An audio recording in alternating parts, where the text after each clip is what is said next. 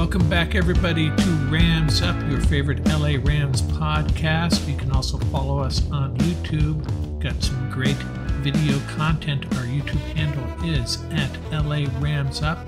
You can follow us on Instagram as well. I'm your host, Mark. Let's get to it.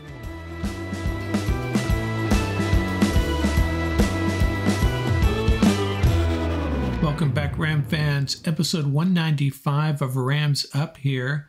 This episode, we have a segment on 4 players that maybe we have been underestimating, writing off a little bit perhaps, as far as their chances of making the roster, or if they do make the roster, the impact they can make. 4 guys that maybe we have been writing off too soon, or at least me anyways.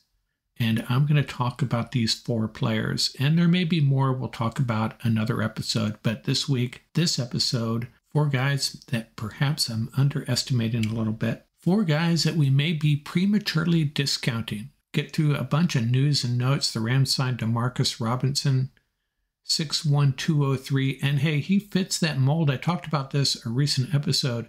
Cooper Kupp, Van Jefferson, Puka Nacua, Demarcus Robinson, Lawrence McCutcheon, Tyler Johnson, all these guys with such a similar profile, 6 feet 1-ish, 200, 205 pounds.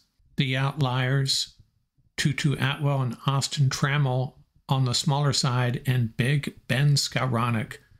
And one more added to the mix, Demarcus Robinson. 193 career receptions, 2,137 yards, 16 TDs. Mostly with the Chiefs, won a Super Bowl with them, was briefly with the Raiders. They released him in August of last year.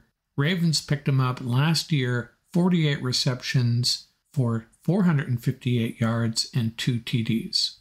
And someone proposed that maybe the Rams are going to trade Van Jefferson, and I usually discount these types of, dare I say, rumors. Really not a rumor, right? But someone just proposing this might make sense. And I actually think it might.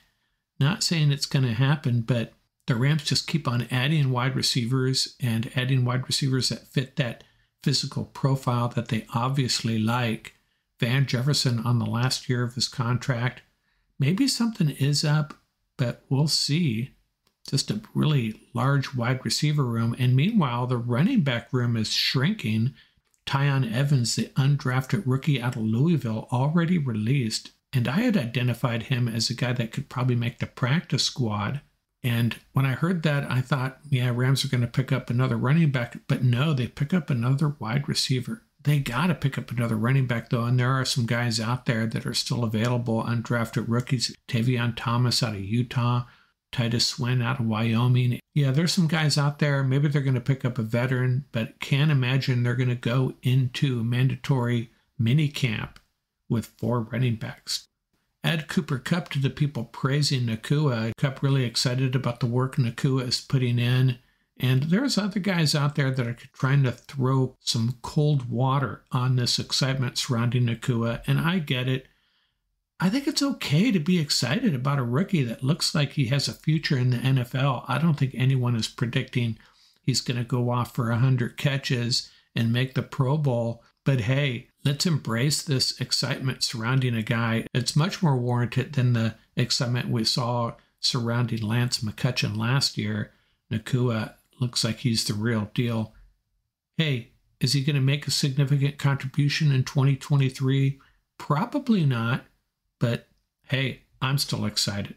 Stetson Bennett getting a little spun up, pushing back against this guy, Jim Nagy.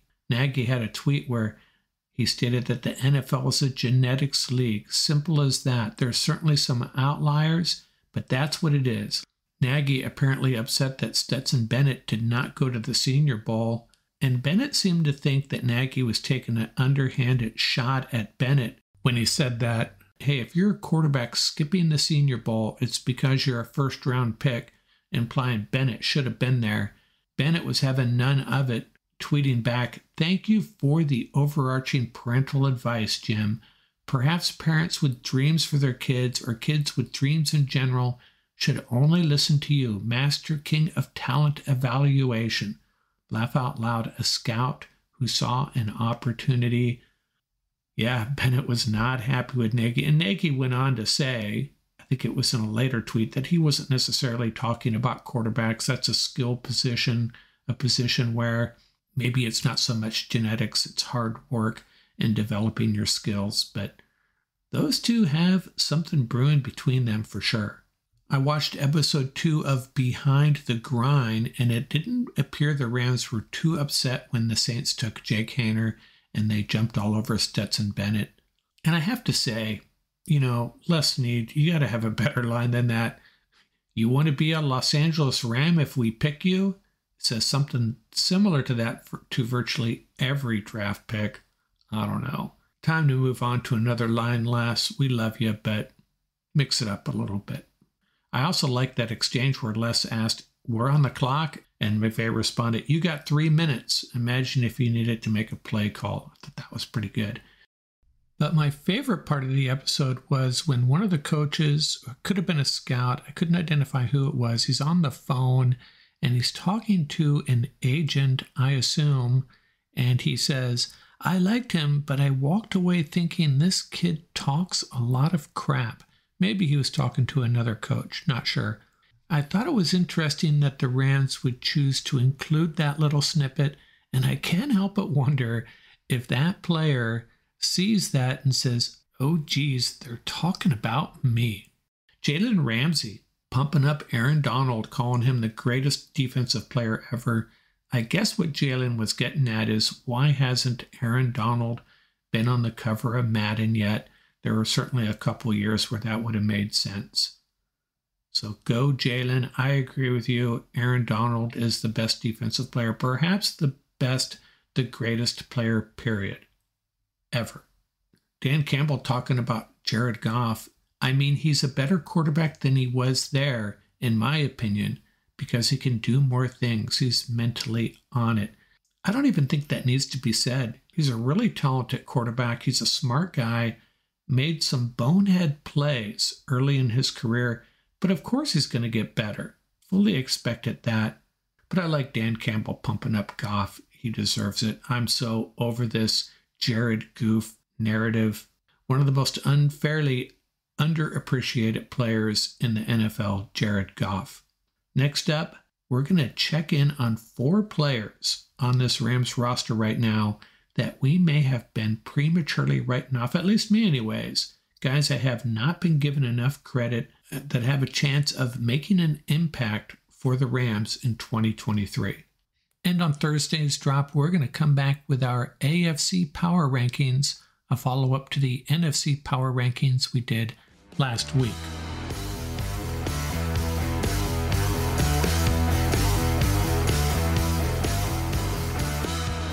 Hi, this is Mariah from Rams Up. Don't forget to like and subscribe.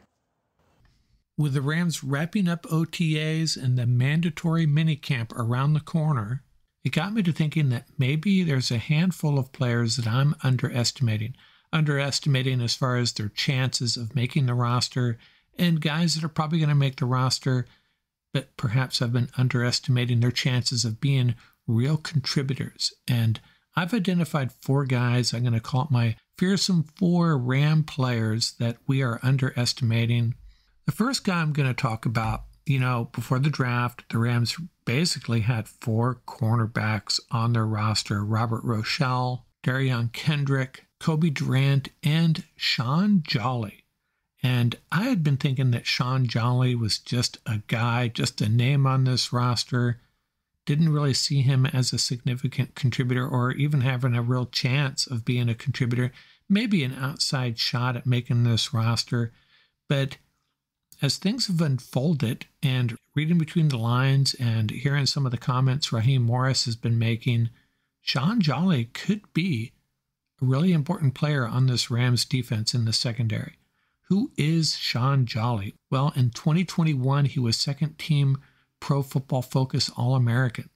In 2019, 2020, and 2021, first team All-Sun Belt. He was invited to the East-West Shrine game. He was a true lockdown cornerback at Appalachian State, but goes undrafted in the 2022 draft, signed by the Cleveland Browns, did not make their active roster, but was signed to their practice squad. And then last year, the Rams signed him away from the Browns to their active roster, and there he sits now. And the fact that the Rams did not draft a cornerback until the 6th round makes me think the Rams really have Sean Jolly in their plans. I think we need to stop thinking about him as a bubble player in the secondary. I think he's going to be on this 53-man roster, and he's going to get significant snaps. That's what I'm thinking right now. And with all these edge rushers and outside linebackers getting drafted, maybe we've forgotten about Keir Thomas, the 6'2", 275 outside linebacker out of Florida State. He's only played 8 games for the Rams. He has 4 tackles. The problem with Thomas, he's kind of caught in between. At his size, he's not really able to get around that edge as a rusher, but he's a little small to play on the interior like he did at Florida State. 6 years in college at South Carolina and FSU, he appeared in 59 games and started 44. He finished his career with 15 sacks and 30.5 tackles for a loss, 12 of which came in his final season. He was third-team All-ACC in 2021, overshadowed a bit on the same team as Jermaine Johnson, who had 12 sacks and 18 tackles for a loss that year. Didn't get invited to the Combine, but really stood out at Florida State's Pro Day. And he's being held back by the fact that he can't get around the edge, as I mentioned, and he's not going to help out in coverage much. But if you're looking for a versatile player, and the Rams seem to be leaning that way, guys that can fill a lot of different roles, outside linebacker, maybe play a 3 technique even, play on the edge a little bit, Keir Thomas has a shot at making this roster, and I've been writing him off. And I'm not saying he's going to be a starter or a significant contributor if he does make this roster, but if a couple of these guys that they've drafted over the last 2 years underperform, would not be totally surprised to see Keir Thomas take a roster spot and a surprise cut comes instead. The third guy I'm going to talk about is Tremaine Ankrum, the 6'2", 314 interior offensive lineman. He's played in 13 games for the Rams, 2 last year, 1 that start where he got injured on, I think it was the second play.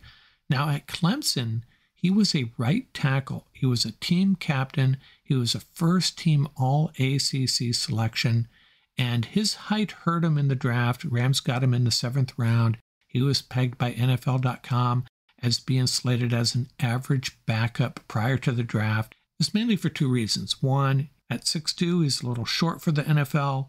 And number 2, he's going to have to transition to the interior offensive line, so it's going to take some time for him to develop those skills, the NFL skills necessary to succeed on the interior.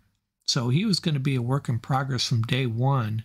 But if you forget about the height and you forget about the fact that he hasn't played interior offensive line before, this is a guy with a lot of potential. Aaron Kromer, the Rams' offensive line coach at the time, said the only reason he dropped to the 7th round was because of his height. Extremely mature guy, great leadership skills. Now, as far as the injury, he's now healthy after fracturing that fibula last year. Should be ready to go for 2023. He's making a flat $1 million, no penalty for cutting him, but I think he's part of the Rams' plans as far as the depth goes along that offensive line. And hey, he's going to be hunting for a starting job. Those 3 jobs in the interior should be up for grabs. Yeah, we're assuming it's going to be Avila, Allen, and Shelton, maybe Logan Bruss. Don't be completely surprised if you see Tremaine Ankrum getting snaps for the first team. I have a feeling he'll end up as a backup, but I think he's a really good guy to have on your roster. Gives us that depth, quality depth that they need. And my 4th guy, a lot of people have been ridiculing the production that we've seen from Hunter Long, the guy we got in the trade for Jalen Ramsey. Came out of Boston College 2 years ago, 6'5", 254, averaged 14.6 yards per catch in college. Slated to go in the 3rd round of the 2021 draft, and that's exactly when he went to the Dolphins. The 3rd tight end drafted that year. Wasn't a great tight end draft, not nearly the caliber as 2023. He was selected 81st overall. The tight ends that went before him, Kyle Pitts and Pat Freiermuth. So he's had one catch in his 2 years. He's played in 16 games, 183 offensive snaps. Yes, just one catch. But this is the thing about Hunter Long. Bryson Hopkins, I don't know, the Rams don't seem to be sold on his capabilities, just unwilling to get him involved, even when Tyler Higbee was struggling. Tyler Higbee, I think there's still an outside chance he gets released. I'm starting to think that's not going to be the case. He will be there. Then you got Hunter Long, and then the new draft pick, Davis Allen. Now, Hunter Long has a long way to go to earn a roster spot, but I think he's got a definite shot. The draft profile on him is that he's a tight end that can attack at all three levels. Some shortcomings as a blocker, but a real threat in the passing game, and that's what McVay likes, right? I mean, they'd obviously have to develop his blocking skills. That's a big part of the tight ends in this McVay offense, but McVay may fall in love with Hunter Long if he produces in camp and in the preseason and maybe cost someone else their job. But this is the other thing, and my special assistant pointed this out. The Rams got slammed for that trade. In retrospect, it really wasn't that bad. They got pretty good value when you consider what the Vikings got for Dalvin Cook and what the Cardinals got for DeAndre Hopkins, right? But look at it from this perspective. Is Sean McVay going to be motivated to get Hunter Long involved in this offense and productive just so he can say, I told you so? There might be a little bit of that going on. So don't be surprised if Hunter Long makes a push for a roster spot. And would the Rams carry 4 tight ends? Probably not. One of these guys end up back on the practice squad. It's not going to be Davis Allen. It's not going to be Tyler Higbee, that's for sure. They may carry 4 tight ends. If Hunter Long can contribute on special teams, not sure that he can. But don't write off Hunter Long. Those are my 4 guys. Hey, I've been guilty of it too, kind of dismissing their chances of contributing to this team this year or even making the roster. And there may be some more guys. Well, there definitely is. There's a handful of other guys that I've been writing off, guilty as charged, dismissing unfairly perhaps, and maybe I'll get to those on another episode. And what do we have for you coming up here? We have those AFC Power Rankings I already mentioned. I'm going to take an updated stab at the Rams' 53-man roster and the practice squad going all in. I'm also going to have Paul and Tom back probably later on this month to rehash some roster topics. And then Scott Richmond, he's going to be attending a training camp session or 2 in Irvine, and he'll be joining us to share some firsthand observations. That should be really interesting. And maybe by next week we'll have some additional news. There's got to be some additions coming.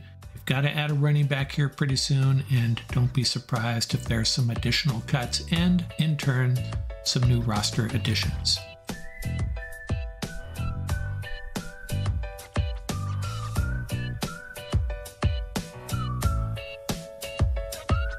That's going to do it for this episode. Remember, you can reach us at ramsuppodcast@gmail.com.